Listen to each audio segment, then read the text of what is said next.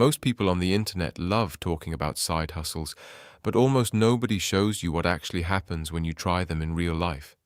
So I decided to test three of the most talked about side hustles in America for 30 days straight. No theory, no hype, just real effort, real time, and real results. And I'll be honest, one of these made way more money than I expected, while another one barely covered gas. I went into this with a simple goal: find out which side hustle actually makes sense if you're starting from scratch. No big audience, no special skills, no shortcuts, just a regular person trying to make extra income in today's economy. So I picked three different types of hustles: one gig app, one online method, and one skill-based option, so we could see how they compare in the real world. The first side hustle I tested was food delivery. It's one of the easiest ways to start because almost anyone can sign up and begin earning within a few days. I worked during peak hours, lunch and dinner, and focused on busy areas to maximize orders. At first it felt great.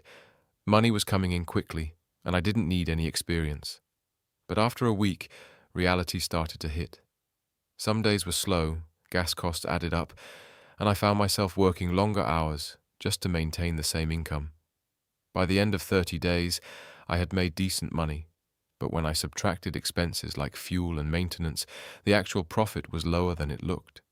The second side hustle was an online method, freelancing simple services. I chose something beginner-friendly, like basic content writing and small digital tasks. The first few days were slow. I barely got any responses, and it honestly felt like a waste of time. But then something interesting happened.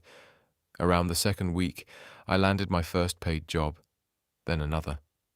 And once I got a few positive reviews, things started picking up faster. By the end of the month, I wasn't just making money, I was spending less time to earn it. That was a huge difference compared to delivery work. The third side hustle was flipping items for profit.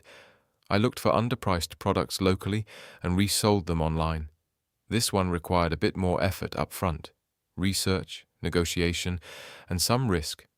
Not every item sold quickly, and a few didn't sell at all.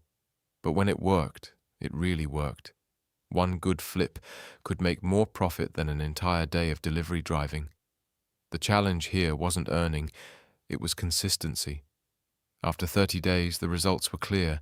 Food delivery gave me fast cash but required constant effort. Flipping had the highest profit potential but came with risk and unpredictability. And freelancing, surprisingly, became the most scalable option. It started slow, but by the end, it had the best balance of time and income. Here's the real takeaway. The best side hustle isn't the one that pays the most on day one. It's the one that improves over time. Most people quit too early because they don't see instant results, especially with online work. But if you stick with something that compounds, even a little bit, it can eventually outperform the quick money options. So if you're trying to decide where to start, think about your goal.